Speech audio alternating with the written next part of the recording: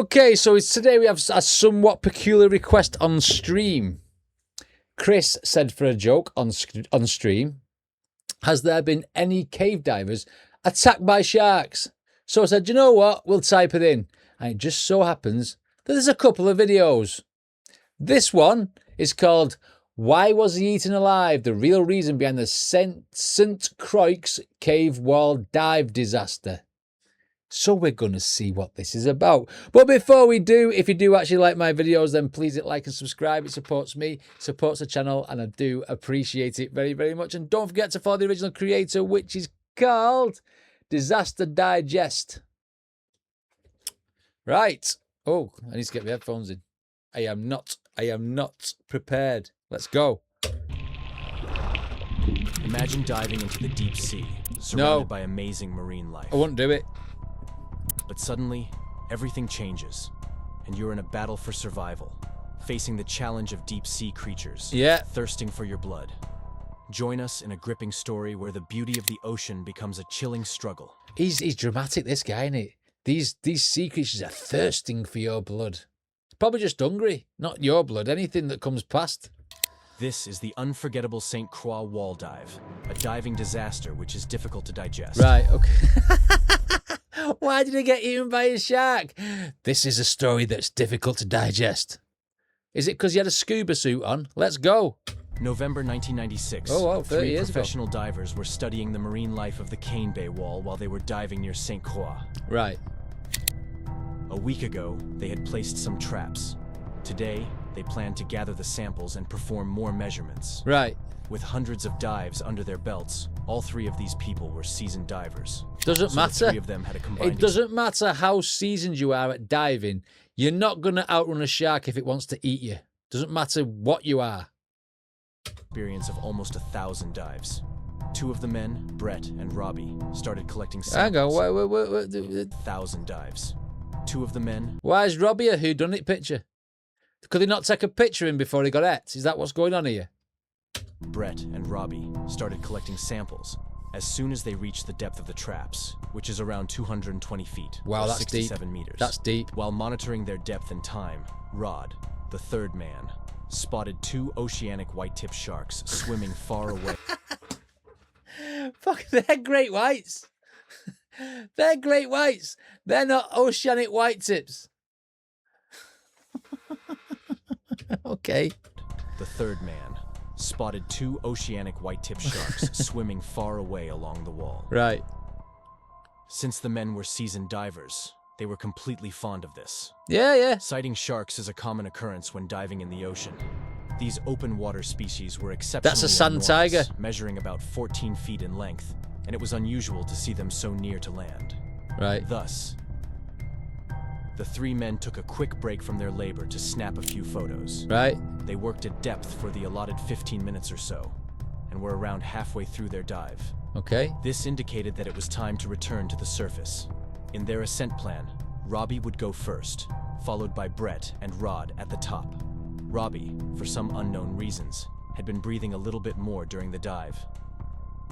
So as they started to rise, his air reading was a little lower than normal. Okay. Brett instructed him to proceed to a shallower depth. Then, Brett started to swim as well, and noticed that Robbie was pointing back down to where Rod was. The thing is, though, if you hang in that place too long, you know, the closer you get to the surface, the more chance you're going to get attacked by a shark, isn't it? Do you know what I mean? Is this why it's killed him? Who was still down on the wall. Gazing downward, Brett observed that Rod was entirely encased in silt, resembling a cloud of dust. Brett thought Rod might have had a hose break, letting air shoot up and kicking up silt on the wall. Oh, God. Brett swam back down to see whether he needed any assistance, as this also meant that he might be leaking air and might need some extra. Yeah. To his surprise, it wasn't a hose at all. As he entered the silt cloud and obtained a closer look, he made a chilling discovery. The shark was eating him. Rod had a large bite mark on his leg, which Brett realized while he tried to grab and pull him. This has been done by an AI program, because that looks like a bite from an insect, man. If the shark's bit him, it's not going to look like that now, is it? But okay, we'll run with it. Large bite mark on his leg, which Brett realized while he tried to grab and pull him. While he was processing what he was seeing, the shark came in for another attack, Wow. putting them both in a dire situation. Struggling desperately, they attempted to strike the shark's gills to ward it off. Oh, look at that. Look at that. That was a great bite, that one. During this fierce struggle, a second shark entered the scene, gripping on Rod's calf, causing the silt to become blood red. Wow. Shortly after, the first shark returned, clamping onto Rod's thigh with renewed aggression, forcefully dragging him. Even though Brett was pulling hard in the opposite direction, the shark was too strong and pulled the two of them right over the edge of the drop-off. As they plummeted down the wall, practically in a free fall, both of them struggled fiercely against the sharks while rapidly using up the little air they had left. Shit, they're gonna At a drown as well. point, Brett checked his depth gauge and noticed it maxed out at 325 feet, indicating they were descending beyond its reading capacity. Yeah. Finally, a brief pause in the shark's attack allowed Brett to pull them into a small sandy cove within the wall. That was where he finally got a clearer picture of Rod's condition. And to his disbelief, he saw that Rod had nearly severed his entire left leg. Jesus Christ. He also suffered severe bites to his chest and stomach, and the majority of the tissue was gone. His condition was bad, and they had little time. Every wasted second brought his friend closer to his demise. And it's not only that, the fact that he's got a big gaping wound in his leg, or his leg's hanging off, it's just going to pump blood, which is going to, like, it's going to initiate a feeding frenzy for the sharks, isn't it? You know what I mean? Upon seeing this, Brett basically went into full panic mode and grabbed Rod and started swimming up as hard as he could. Yeah. But within just a few seconds, the sharks came back and grabbed Rod again, Of course. pulling them both back down the wall. And as if things couldn't get any worse, Brett went to take a breath, and it felt like he was pulling the air through a straw. Oh shit, he's run out This of air. meant that he had just a few breaths left before he was completely out of air. Then another second later, the sharks ripped Rod right out of his hands, and Brett watched helplessly as they pulled him deeper into the water. Shit, can you imagine seeing that?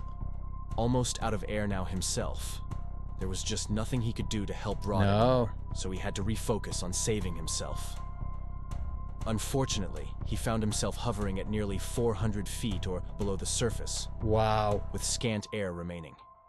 In a panicked frenzy, he began a frantic ascent towards the surface. During this ascent, a glance at his depth gauge revealed a persistent red line at 325 feet. Wow. Amidst the overwhelming depth, panic, and the onset of nitrogen narcosis, his singular focus was on executing vigorous, rhythmic kicks toward the faint light above. Yeah. Stroke after stroke, his vision gradually turned into a tunnel-like perspective.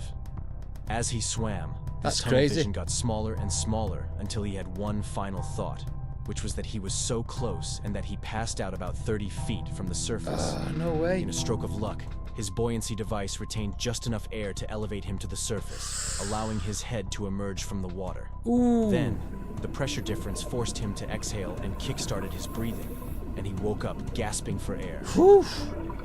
That was lucky, wasn't Taking it? a moment to survey his surroundings and grasp the sequence of events, he realized the grim reality. Yeah, you lost your mate. The third team member, had already departed to seek assistance.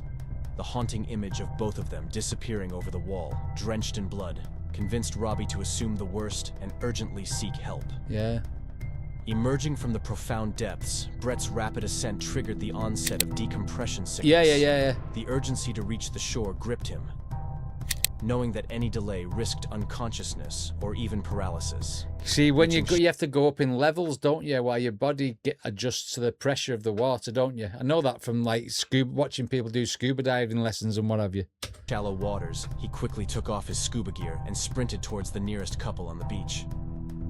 In a breathless disclosure, he identified himself and explained his condition: decompression sickness. Urgently, he provided details about his truck, the location of his keys, and the presence of emergency instructions on the dashboard.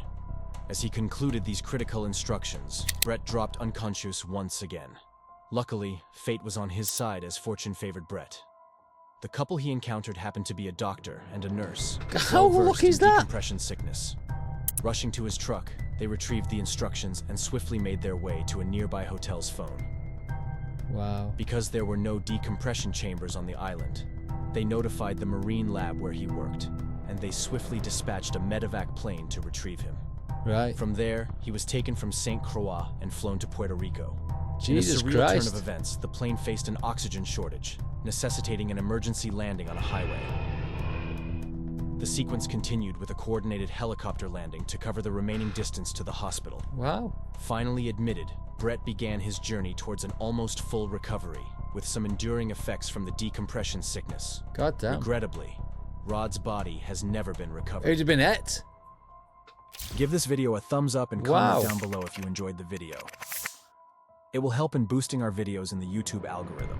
Subscribe for more disaster Tell you what, the way that was described, it was very much like what you'd think you'd see in a film when someone gets dragged off to the depths of the ocean while you can't do nothing. Do you know what I mean?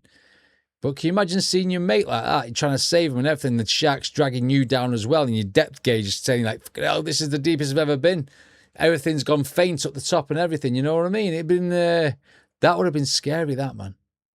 So was it an oceanic white tip? Because I wouldn't have thought they would have gone that sort of had that sort of aggression. And like the strength of him, I mean, I know there's still strong sharks, but I mean, wow. I'd have thought if they said a great white or a tiger shark, then yeah, they thought fucking it'd have just gone took them straight down. But